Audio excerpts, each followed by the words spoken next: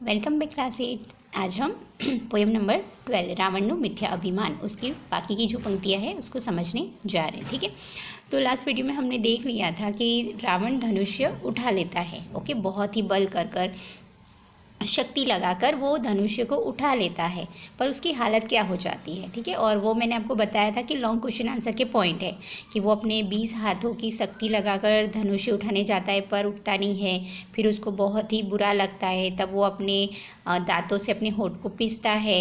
उसको गुस्सा भी आता है, उसकी आंखें लाल लाल हो जाती है और उसके बाद वो बहुत ही बल करके धनुष्य उठा लेता है।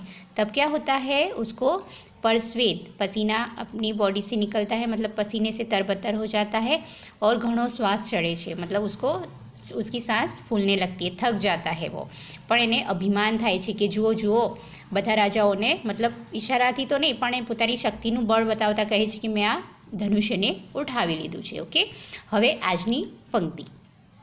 ઊભું કર્યું જવ ધનુષ્યને અતિ બળ કરી મહાકાય। હવે રાવણ એ ધનુષ્યને ઉઠાવી લે છે અને ત્યાર પછી તે ખૂબ બળ કરીને શું કહે છે, ઊભું કર્યું જવ ધનુષ્યને। ઊભું કરના मतलब कि जैसे वो वहाँ पे रखा था उसको खड़ा करा। ठीक है, उठाकर उसको सीधा करा। तो ઊભું કર્યું જવ ધનુષ્યને, જેવું ધનુષ્યને ઊભું કરવા જાય છે, અતિ બળ કરી મહાકાય। ઠીક છે, તો એ મોટા એવા ધનુષ્યને એવો મહાકાય રાવણ એ બળથી ધનુષ્યને સીધું કરે છે। કર માહેથી લથડ્યું, જેવું એ પોતાના હાથમાંથી એને સીધું કરવા જાય છે તો એના કર એટલે હાથમાંથી, માહેથી मतलब અંદરથી, હાથમાંથી, लथड़ियों मतलब उसका बैलेंस बिगड़ जाता है, उस छूट जाता है। ठीक है, जैसे हमारी वेट से ज़्यादा हम कोई भारी चीज़ उठाते हैं और बॉडी का बैलेंस नहीं होता है तो वो गिर जाती है और हम भी गिर जाते हैं। तो रावण के साथ भी ऐसा ही होता है कि वो भारी धनुष्य उठा तो लेता है, पर जैसे ही वो हाथों से उसको सीधा करने जाता है तो उसके हाथों से कर माहेथी, कर एटले हाथ अने माहेथी एटले के हाथमांथी, लथड़ियों मतलब उसका बैलेंस बिगड़ गया और वो गिर गया। तदा तव पड़ियो रावण राय, के एना हाथमांथी ए छूटी जाय छे, पड़ी जाय छे। अने पछी रावण राय एटले लंकानो रावण राजा, राजा रावण ए पड़ी जाय छे। तव पड़ियो, पड़ियो मतलब गिर जाना।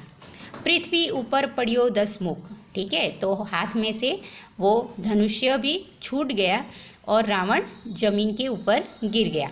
पृथ्वी ऊपर पड़ियो 10 मुख। अब हम सबको पता ही है कि रावण दशामुख, दशानन कहवाय छे, दशामुख कहवाय छे कारण के ना 10 माथा छे।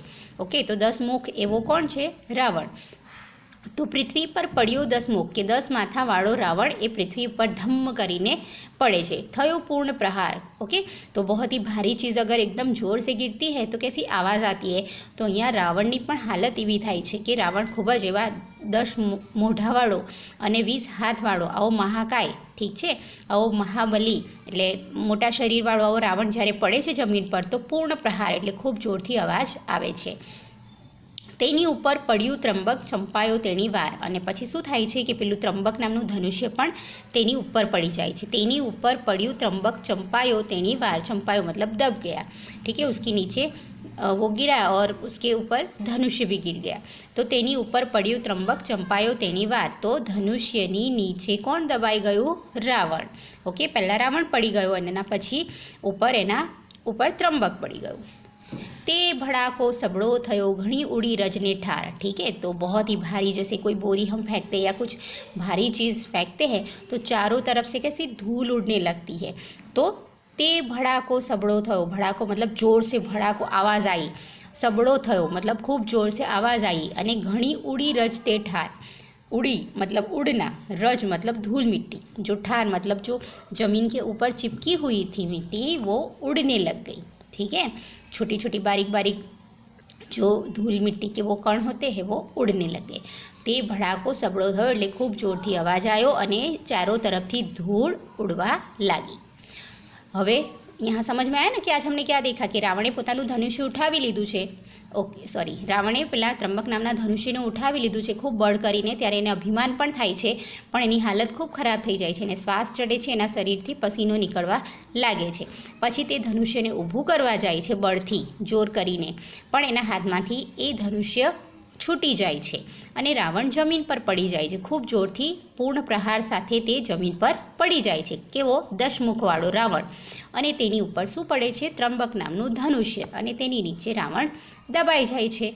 ભડાકો એટલે જેવું ધનુષ્ય પણ એના ઉપર પડે છે એટલે ખૂબ જોરથી અવાજ આવે છે અને ચારો તરફથી ધૂળ ઉડવા લાગે છે.